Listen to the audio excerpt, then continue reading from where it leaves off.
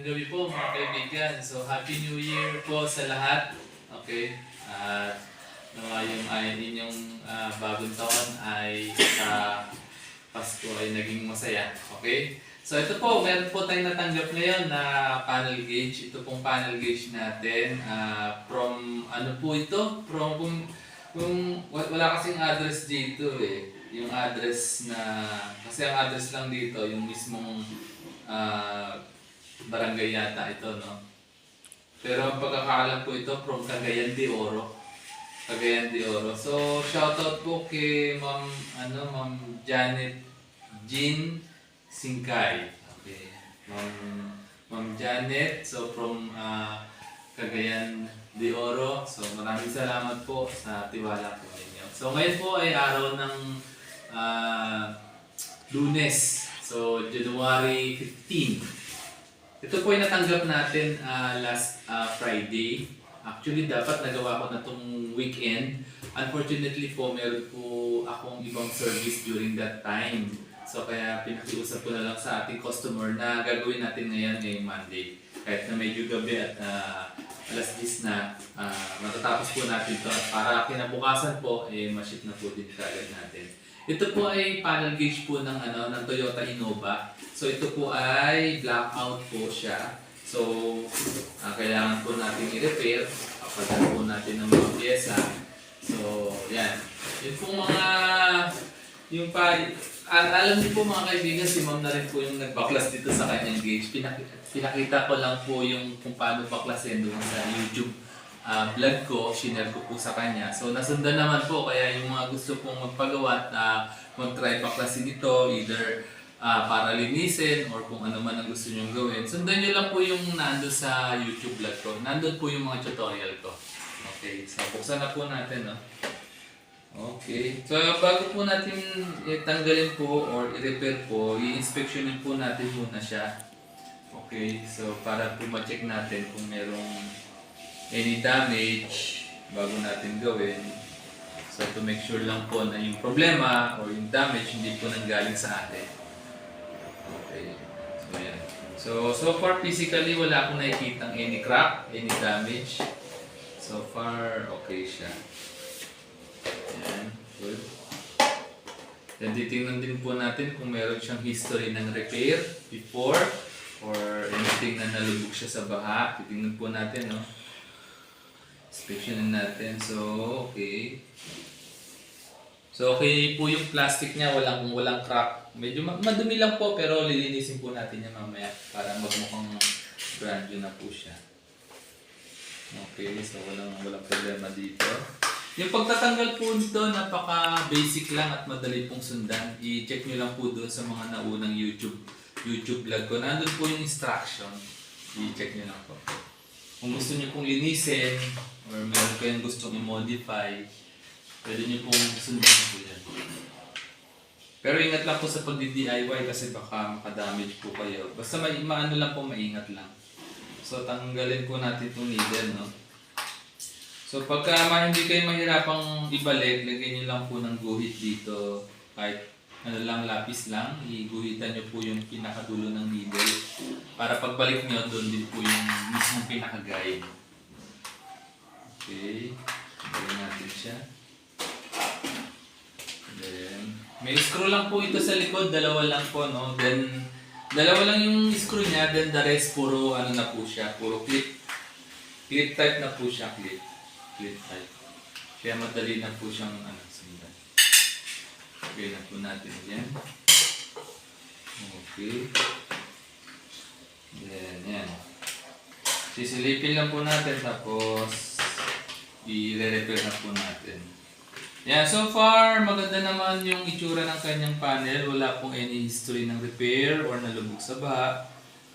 So, maayos po siya. So, maganda po ito at medyo madali po yung gagawin natin repair dito. Yung normal na ginagawa lang natin ng repair.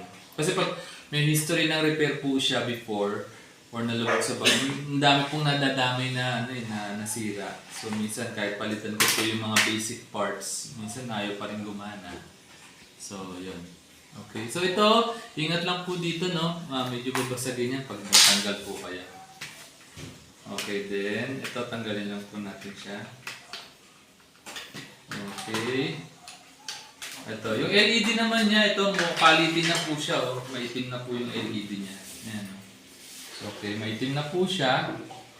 At yung customer naman natin po ay nag-advise po siya na kailangan na, meron po siyang recommendation na color. So, ice blue po. So, ito po yung ano niya, yung mismong kulay niya. Ang layo na po sa original or dun sa nakakabit. Talagang sunog na po siya. So, palitin na po yan. So, papalitan po natin to ng kulay ice blue. Ice blue na ilaw. Okay, so yun po yung request niya. Okay, so i-repair po muna natin to. Papalitan natin ng pyesa para gumana po siya yung IC, diode, capacitor. Then, after that, papalitan po natin yung ilaw. Then, balikan ko po kayo mga less than 1 hour lang naman ito. Sige po. Go. Ito, mga kaibigan, so okay na po ito, no? Nagawa na po natin. Ito po yung mga pyesa na pinalitan po natin. So, ang ginagawa ko po, isang set na po siya para po yung gauge tumagal at yung mga problema hindi na po bumalik. So, kung makikita nyo po, ang dami po niyan, capacitor, diode, IC, pati po yung mga LED. Just to make sure po ulit na itong gauge ay tatagal dahil po yung warranty po dito ay matagal din. So, saka yung iba, mga province talaga. Okay. Ito, mga brand new po itong mga pyesa na gamit ko. Okay. So, kaya walang problema dyan. Sige. So, na-repair na po natin siya. So, bago po natin siya i-test, blackout po ito. Ayaw pong gumana ng mga ilaw.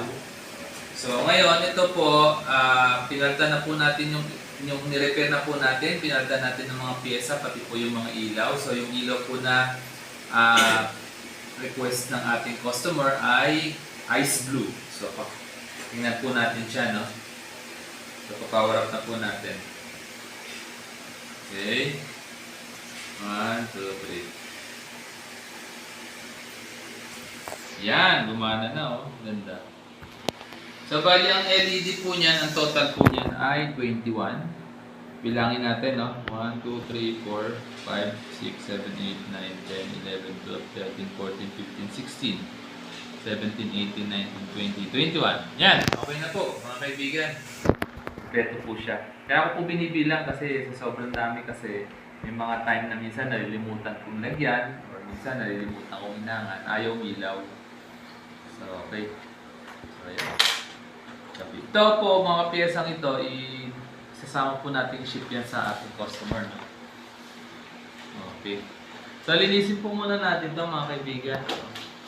Kasi madumi po yung loob nito. Okay. Pati po yung yung plastic nito, no? Tatanggalin niyo po yung plastic niya, ito itong cover. Yan naman, maitin po. Kasi yung mga alikabok po, pinamamahayan yung loob niya. Kaya kailangan linisin niyo rin po. Okay, yan. Dumi. Okay, yan. Guys, na. Para maganda yung kulay niya, yung bato ng ilaw niya, pantay. Kasi pagka meron dyang may alikabok, minsan ako-cover yung liwanag ng ilaw, pumapangit. I mean, hindi nagiging pantay yung distribution ng liwanag. Okay. May portion na malabo, may portion na malinaw. So, yan. Okay? Tapos, ikabit na po natin ito.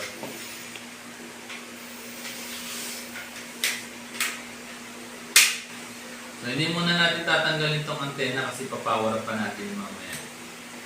After nyan, ikabit na natin ito. Tapos itong LCD, ingatan nyo lang po kasi ito po ay brittle. Kasi salamin po siya, bubasagin yan. Mahirap po, walang nabibili niyan. Tapos i-press nyo lang siya. Huwag yung pipilitin kung ayaw nyang ma-press ng mabuti kasi natukod yung paa, baka mabalik. Okay, ganito. Inisin din natin ito, no? Para talagang magmukhang bago at mawala yung mga alikabok niya. Okay. Tapos yung needle, ito. Ayan. Mag-umpisa kayong itusok nyo dito sa taas. Tapos, iset nyo pababa kung saan nyo siya minarkingan. Doon sa, usually sa tapat yan ng letter C. So, ako naman, pag basa kapisado ko na po, hindi ko na po siya minamarkingan. Okay, ito naman sa tapat ng letter E, yung gas. Huwag nyo po siyang masyadong inakalubog kasi hindi po sumasagay po dito sa plastic, hindi po nakakaangat yung needle. Ito naman, nakadulo. Yung malaki po dito sa gitna, yung maliit yung needle dito sa RPM. Set nyo lang sa 0, no? Ayan. Okay, tapos ito, ganun din. Set nyo lang sa 0. Okay, tapos pagkatapos niya nakaset na sa 0, ikot nyo po pabalik. Okay. Tingnan nyo, pakiramdaman nyo lang kung mayroong nasayang. So, ganun din to. Pag wala, iset nyo lang sa gitna para malaman nyo mamaya pag power up o pagsalpak nyo sa kotse nyo. Pag bumaba, so okay na po yun. Pag nag-response. Okay, then ito naman. Ito, linisin din natin. Okay. Yan. Okay, natawag muna natin to kasi lilinisin natin ang BS1 itong salamin. Okay. Para magmukhang bago siya.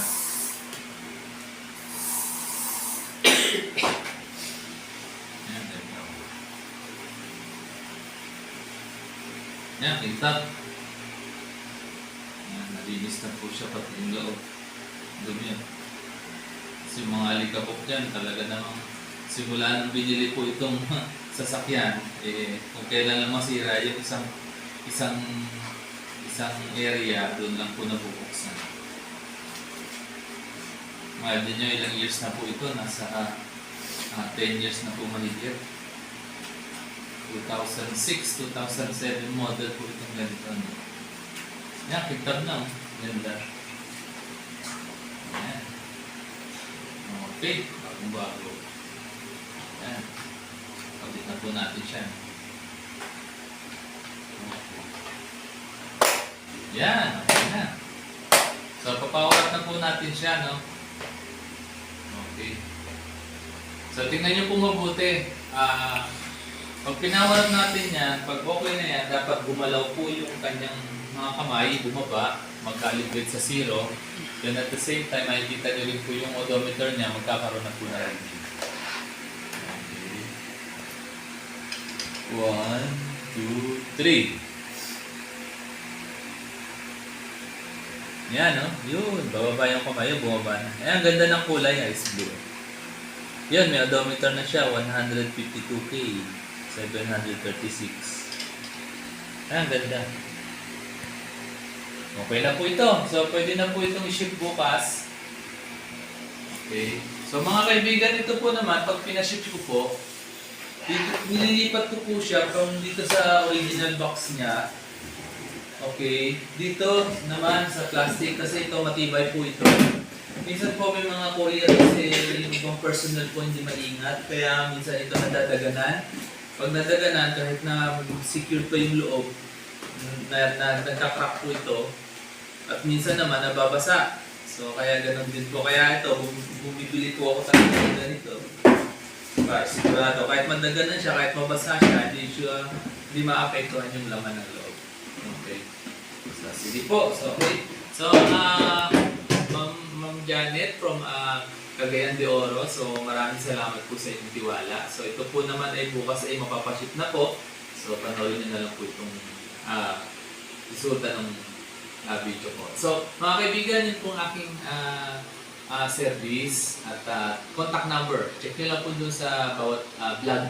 Nandun po yung details at kung saan po akong area makikita at magsa-service. I-check nyo na lang po, tapos kontakin nyo na lang po ako. So, muli, magandang gabi po sa inyong lahat at maraming salamat sa inyong tiwala. Thank you po.